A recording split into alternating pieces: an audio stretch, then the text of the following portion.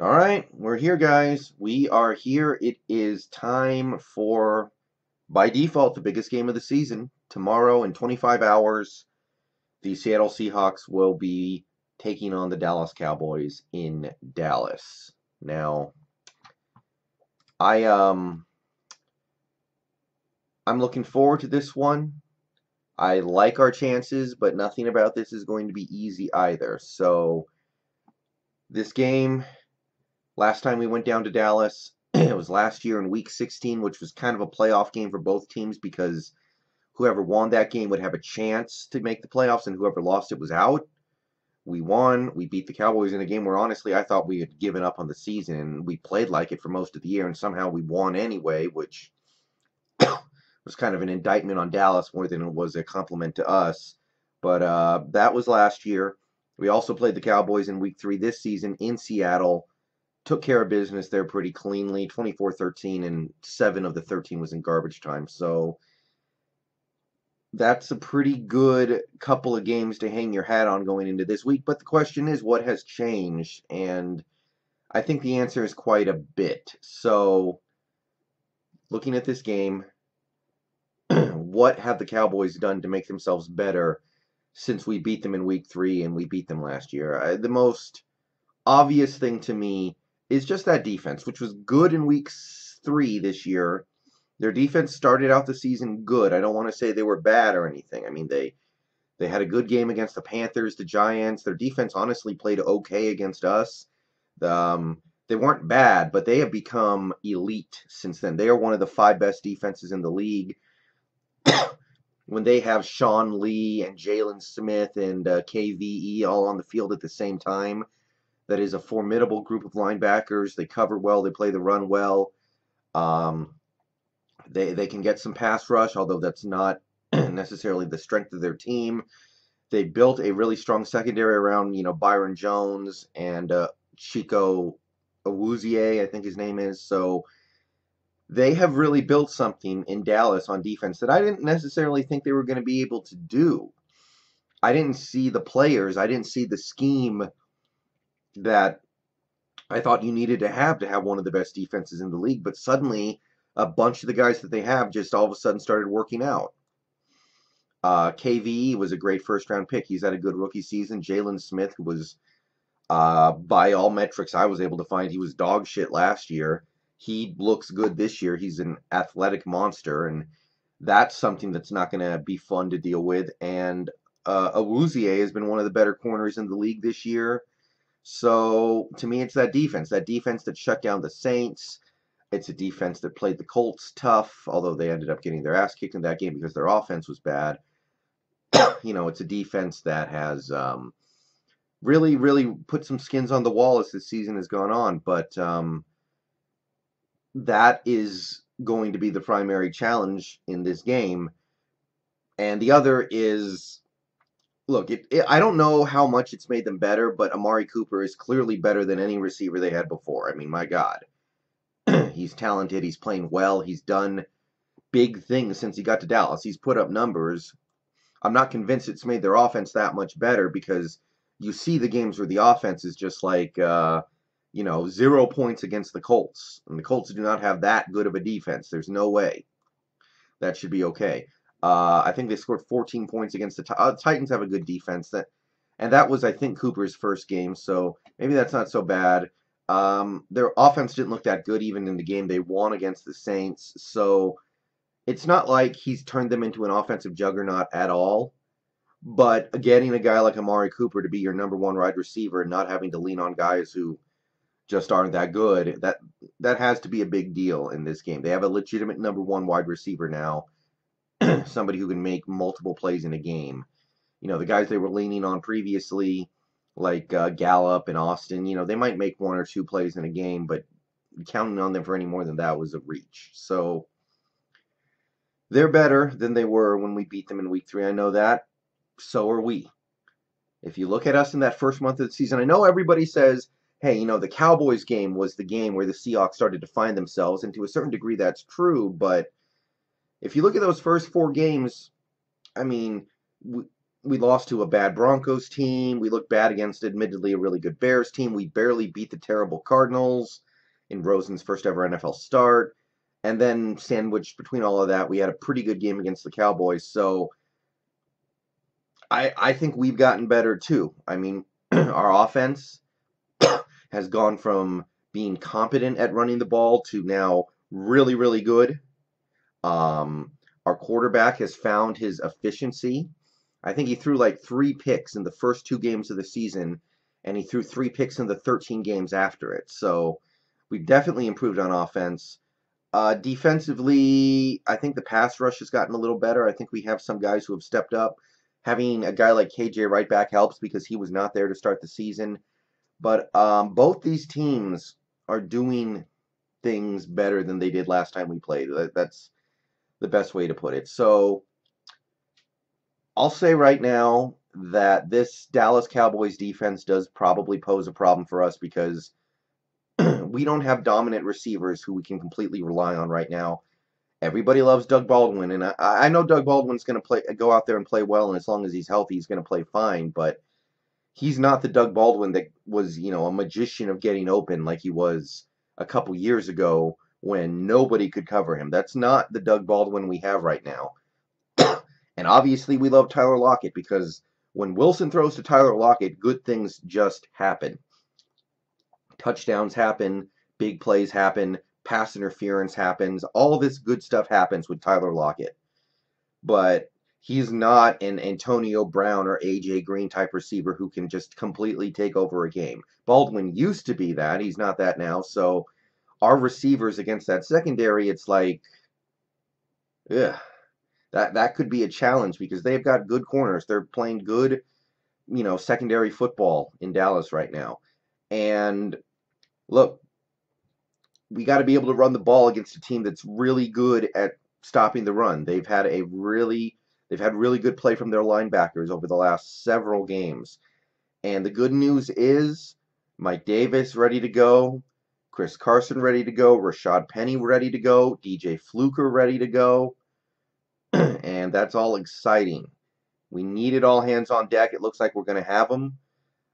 The one problem that I see, and this could be big because we all saw what Ethan Posick was doing last week. J.R. Sweezy has not practiced this week, and he's listed as questionable. I kind of think he's going to play if I had to guess, but I don't know. That's not a good sign that he can't even practice. I know he's been on this team off and on for a long time, and it's not like we need to see what he can do, but excuse me, the fact that he can't even practice once throughout the week before a playoff game, it gives me concern. And if Sweezy's not in there and we put Posick out there, we know Posick's a problem. And if we cannot protect Russell Wilson and open up lanes for the run game, then I don't see it. I don't see a win. I don't see a good offensive performance. At best, I would say we see a very low-scoring game that one team just finds their way to a victory with, but I don't see us impressing anybody if we cannot get good play up front. And having Fluker back, that's a big deal. I'm excited about that, but until I see J.R. Sweezy lining up for the Seattle Seahawks tomorrow, I'm going to be concerned. And if I see him not playing, that's going to be a problem. And until I see Posick play well for a few drives, I'm not going to feel all that confident. But we are clean otherwise, guys. There isn't a ton of excuses here because, Dwayne Brown, he didn't practice some of this week. He's going. Shaquille Griffin, he didn't practice most of this week, but he's a go, which is big because we're playing better receivers than we did last time we played Dallas. Deion Jordan's a go. Bradley McDougald is a go. Tedrick Thompson is a go. The only other minor issue here is Trey Madden's probably not going to play, and what did Trey Madden do that much of anyway? So I'm a little concerned about the offense. I think we can run the ball against anybody unless the opposing team is committing to the run so much that it just lets us pass all over them. So I think that we, in our natural state, our natural form, can run the ball on this Cowboys team. But if we're sending Posick out there to get creamed play after play after play, not only are we not going to be able to protect Wilson, we're not going to be able to do our bread and butter, running the ball. Good news is, even though the Cowboys have acquired Amari Cooper, that offense, it's still... Dak just isn't good enough to allow them to have the elite offense that they probably should. Dak misses way too many throws. I have a couple Cowboys fans who are friends who tell me, you know, Michael Gallup would have made the Pro Bowl this year, but Dak misses him on a 50-yard pass every game. Every time he gets open down the field, Dak is missing him. And, you know, I'll be straight up. It's going to be tough for us to stop the run tomorrow. It's going to be tough for us to stop Zeke. We've seen it several times this year. When we play a team with a really good running back and a good running game, it's tough. And structurally, I don't really know why, because I know Puna is doing his job. I know Jaron Reed is doing his job. I know Frank Clark. I know he's more of a pass rusher, but he's doing his job. We have Bobby Wagner, the best linebacker in football right now. But the run defense, you can look at the games. The Panthers ran all over us. The Chiefs ran all over us and just stopped running the ball for some reason. The second time we played the Rams, they ran all over us. The Chargers ran all over us. Now, we won some of those games, but it was despite the fact that we could not stop the run and we're giving up 7 or 8 yards a pop. So, off the top of my head, it has to be said, I don't know if we can stop Zeke tomorrow. And we didn't stop Zeke in Week 3. Week 3, he had 170-something rushing yards, I think. He didn't necessarily have a good game because he fumbled and he stepped out of bounds when he was trying to catch a pass a couple times. But he did run all over us, and there's a very good chance we see that tomorrow. But as we have seen in other games we played this year, just because you're running the ball well does not necessarily mean you're going to be able to put up points. At a certain point, your quarterback needs to make a play.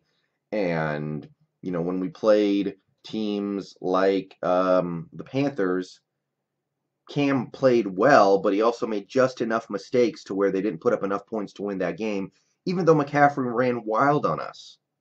He threw the pick in the red zone. He had the failed fourth down conversion in the red zone. He, you know, settled for field goals a couple times, and it was just enough for us to win. The Chiefs, our offense went crazy, so the fact that the Chiefs could run and pass pretty good on us didn't matter as much. And basically, I see that happening tomorrow to a large degree. I don't think Dak is going to be able to beat us. I know Tavon Austin might not play tomorrow, so that's, you know, something. Not that he's a great contributor to their team anyway. And they have question marks on that offensive line. They're starting a rookie at guard. Tyron Smith and Zach Martin, they're going to play tomorrow, but they were limited in practice. They're not 100%. So I think we can take advantage of that. I mean, the last couple times Frank Clark has played against Tyron Smith, he's played really well. Frank Clark has eaten Tyron Smith's lunch. So if he can do that again, I think we've got a really good chance to win this game, get some pressure on Dak.